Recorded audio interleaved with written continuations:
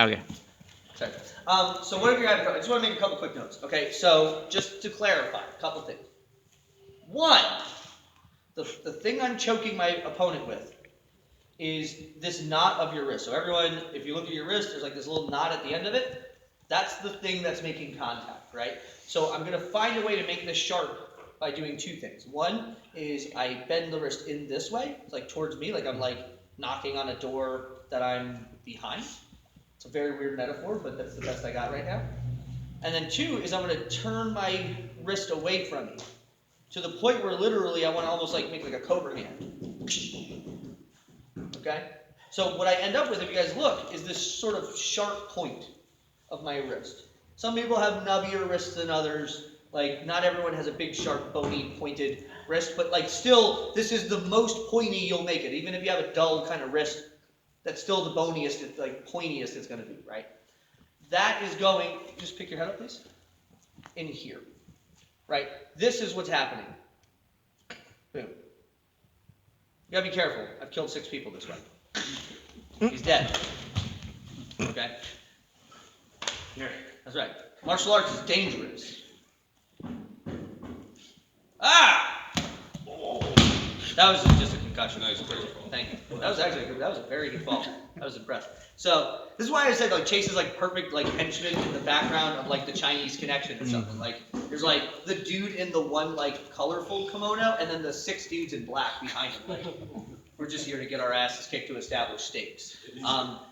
Nonetheless, we'll keep working on the mechanics. If you didn't quite dial that in perfectly today, it's not a huge deal. But the point is, you're grabbing the blade of the hand here, you make your camel hump, and you're kind of compressing this in, almost like you're flexing your guns. Ooh.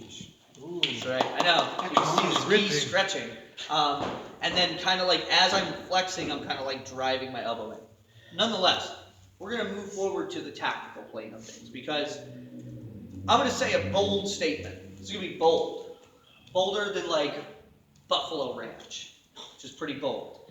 It's bold by ranch standards. In Valley Club. Anyway,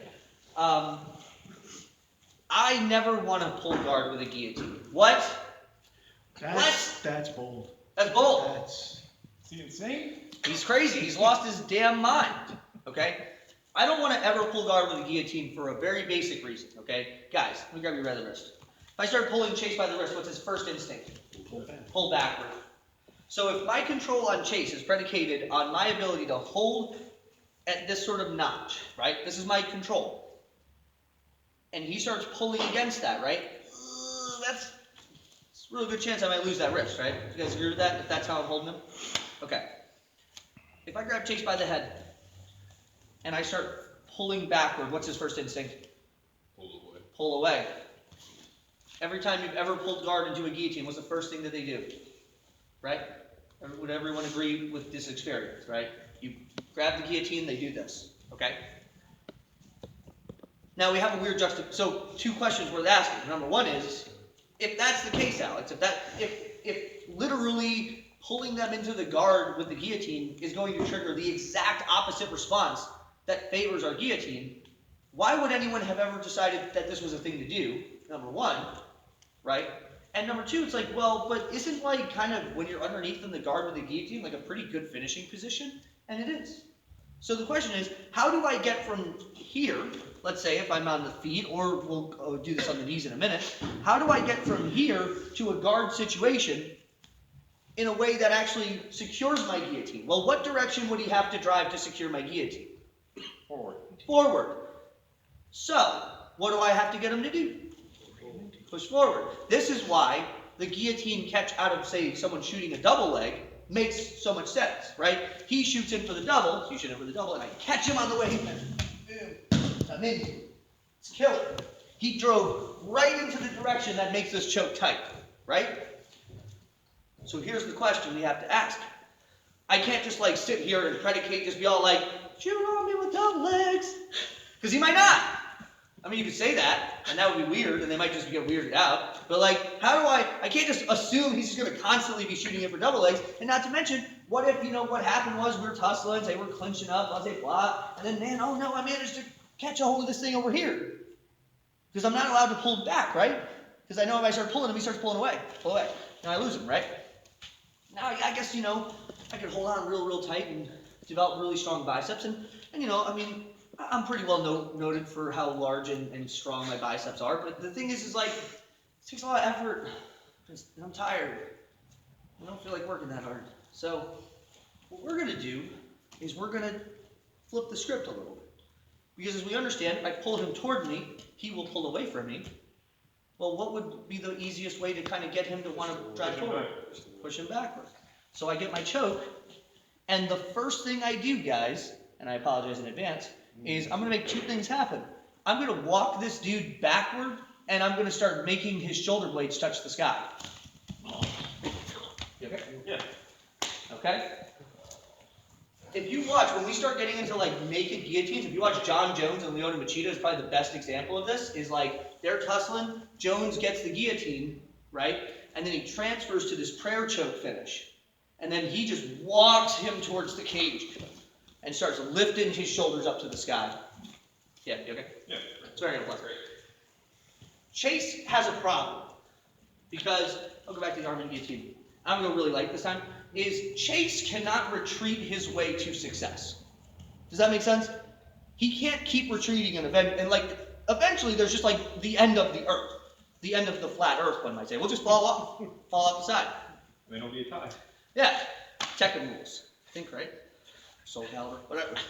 Smash Brothers, whoever falls off first. There you go. Right? So, if I keep walking him back and keep lifting up his shoulders, there's like a finite amount of ability for him to kind of like stay conscious if I keep doing this, right? So, he's gonna drive into me to try to resist this, right? So I'm here, I'm driving, he goes into me, and I take him with me. Boom. And I get to this configuration. So, what's going on here, let's stand up. And I'll do this without the guillotine so you can focus on the legs.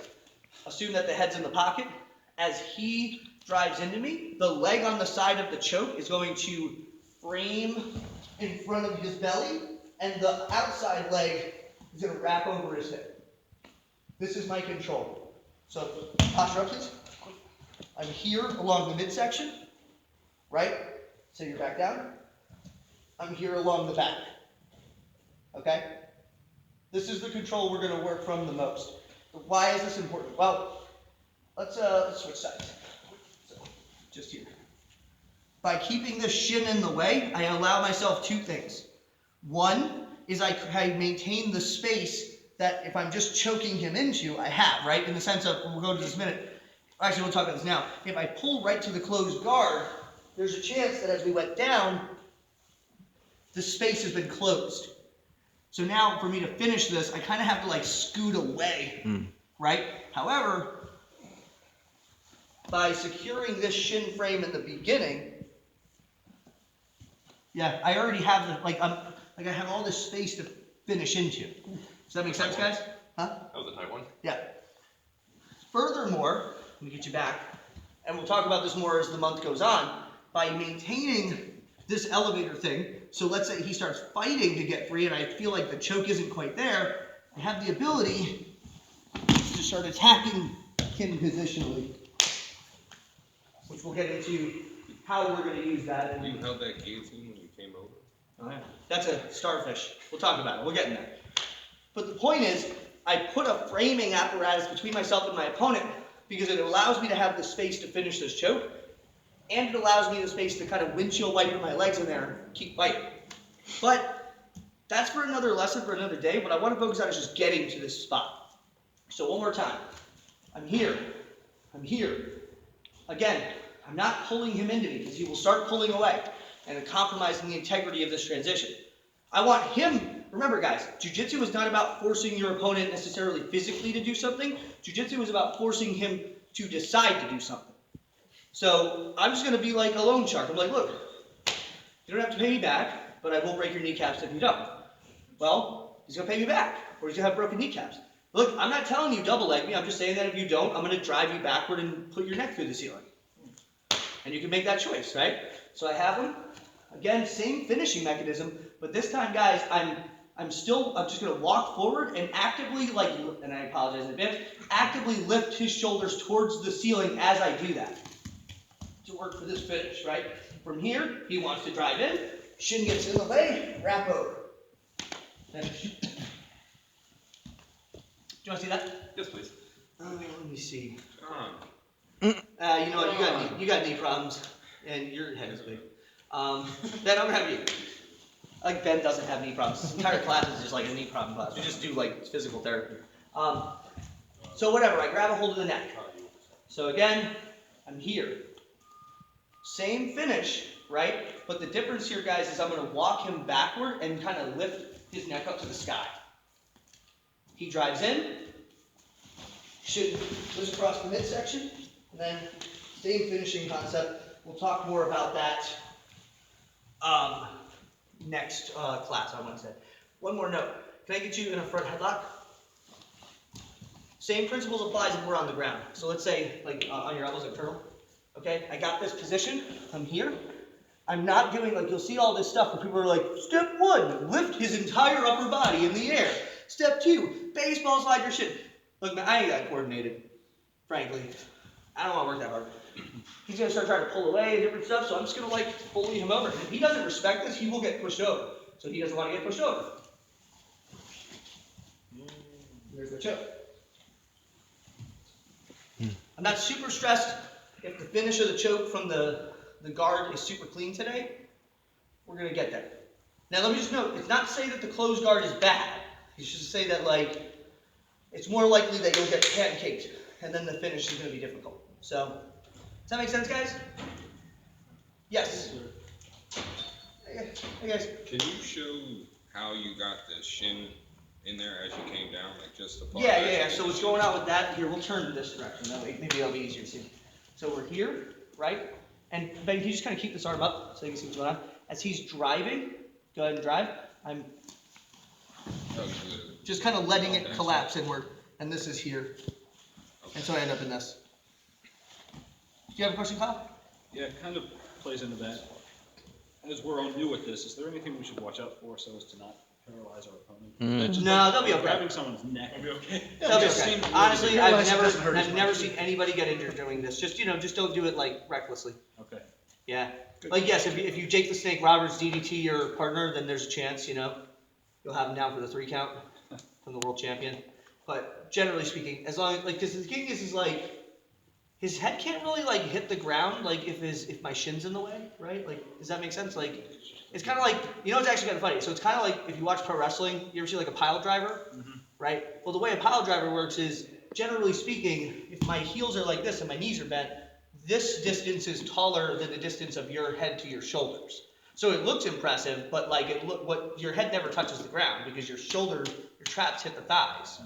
That's why Stone Cold got hurt by that one pile driver because the dude was flat-legged and he was facing him. So his head was literally below his hamstrings, which is bad. So don't pile driver each other, guys. Don't try this at home. Does that make sense, y'all? Yep. Excellent. Partner, we're gonna 1, 2, 3.